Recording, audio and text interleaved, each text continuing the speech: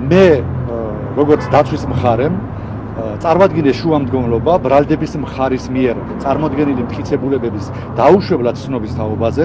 მინდა მოგახსენოთ, რომ აქ შუამდგომლობა იყო ორი ეპიზოდიანი. ერთი ეპიზოდი ეხება ბრალდების მხარის მიერ ჩემს მიმართ გადმოუცემელ მტკიცებულებებს, რომლის გადმოცემის ვალდებულება მათ ეკისრებოდათ მაშინ, როცა ბრალი წამიყენეს, ხოლო მეორე ეპიზოდი ეხება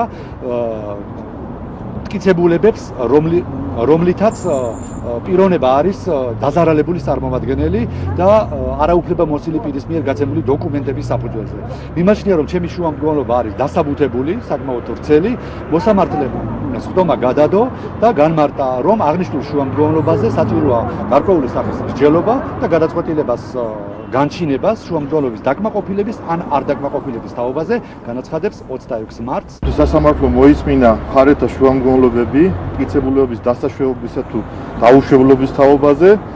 შესაბამისად, აღნიშნული გადაწყვეტილების მისაღებად სასამართლოს დაჭირდა გარკვეული დრო და გადადო წინა სასამართლოს სხდომის განხილვა. ბრალდების მხარე არ დაეთანხმა ბრალდებულის შუამდგომლობას მტკიცებულების დასაშვებად დაუშვებლად ცნობის თაობაზე, ვინაიდან შუამდგომლობა იყო უსაფუძვლო, სათანადო დასაბუთება ბრალდების მხარეს ჰქონდა თავის პოზიციის სასამართლოზე, რაც წარუდგინეთ მოსამართლეს.